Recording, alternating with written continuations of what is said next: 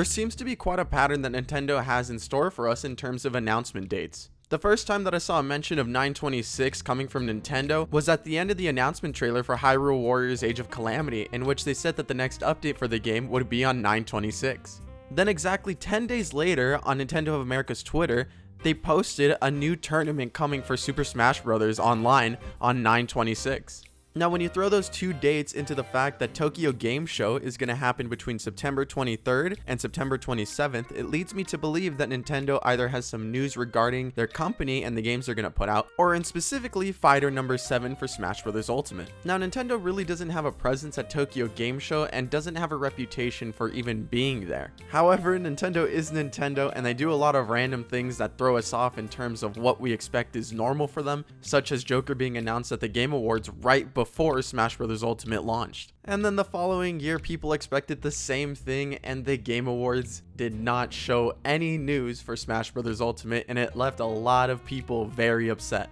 Now, what's even more interesting that hints at the fact that we're going to get our fighter really soon is the fact that Amiibo theory still stands and is a great way of predicting when we get our next fighter. Now, for those of you that don't know what Amiibo theory is, basically Sakurai announces that there's going to be certain Amiibos coming out, just like the Joker and Hero ones in Min Min's presentation. Their release date has usually gone with the fact that during Sakurai's next presentation, he does one final marketing tactic in saying that they're going to release the Amiibo really soon. For example, on November 6, 2019, Sakurai did another presentation for Terry. At the end of this presentation, he went ahead and showed the 3 next Amiibos that were going to come out and listed them for November 15th.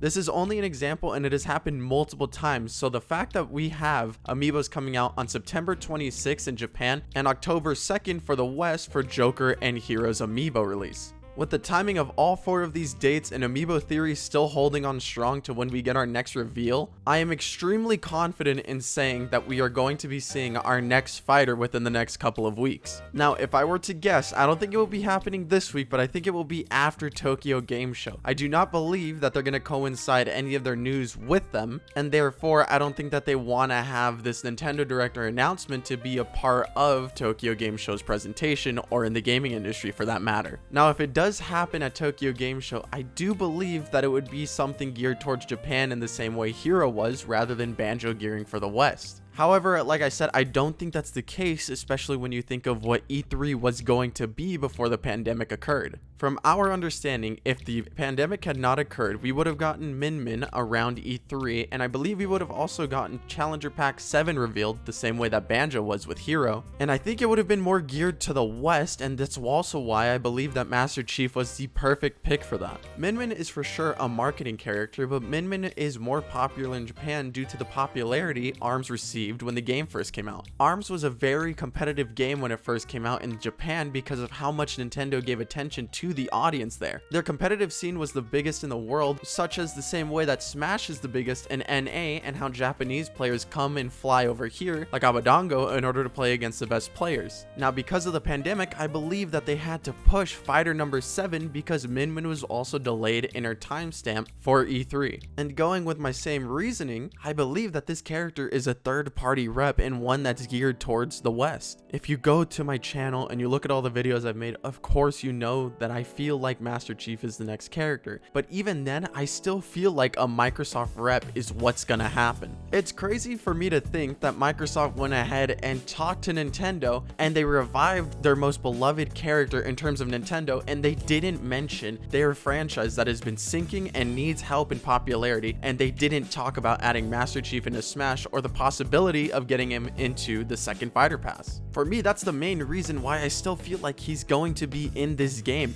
There is no way Microsoft left that opportunity of working with Nintendo to not mention the one game they need help in marketing and the one character Xbox is known for, or Microsoft as a company for that matter. Perhaps Banjo is on their list and wanting to revive a character, so they showed new audiences and the old ones that they care for the series, and the new model that they came up with him is perfect compared to Nuts and Bolts. And personally, I don't think Steve is going to get added into Smash because they did say that they didn't want an Avatar-like character to represent Minecraft. From what I recall, Mojang did go ahead and say this, but if you guys don't see a notification or an image pop up on your screen right now that shows that article, that is most likely false information.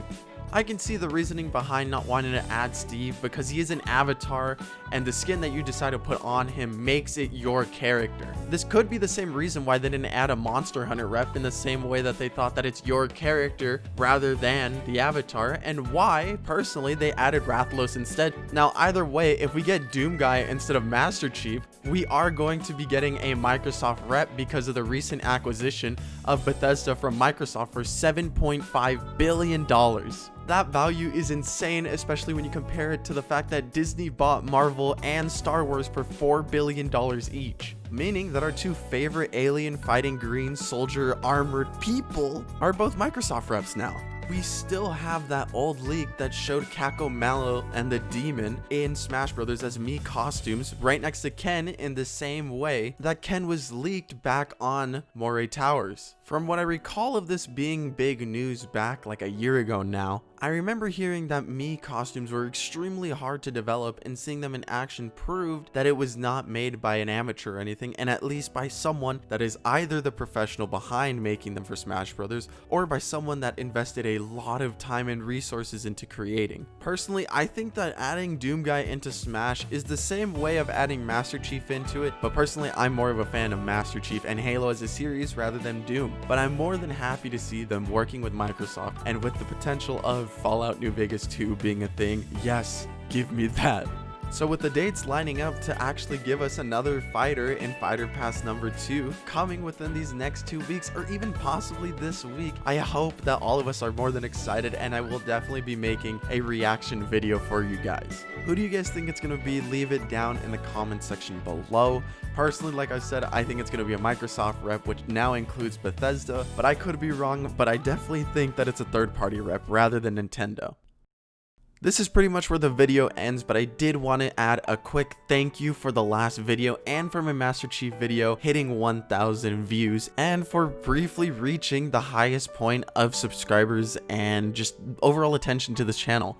If you're new here and you even stuck around to this, I do weekly uploads, but I couldn't last week and it made me extremely sad, mainly because of what I wanted to record didn't work out, and I had a lot of work and projects that I've been working on that just took a lot of my time up. I promise I will keep doing a lot of videos like this revolving around Smash and gaming topics and a lot of predictions because I genuinely like analyzing that kind of thing, but do expect to see new videos regarding my personality and actually playing games with some of my friends and getting some funny moments, possible live streams occurring, and a secret project that I'm working on, and I'm hoping that it works out pretty damn well so that I could get you guys even more information on YouTubers that you guys enjoy watching. With all that being said, expect the predictions video to be out within the next month. I do want to let whatever's going to happen fade out, and then I'll do my 4 picks for who I genuinely believe is going to join Smash, but do expect one character that's been consistent throughout the time unless he's added in this coming week. Until next time, enjoy the rest of your day.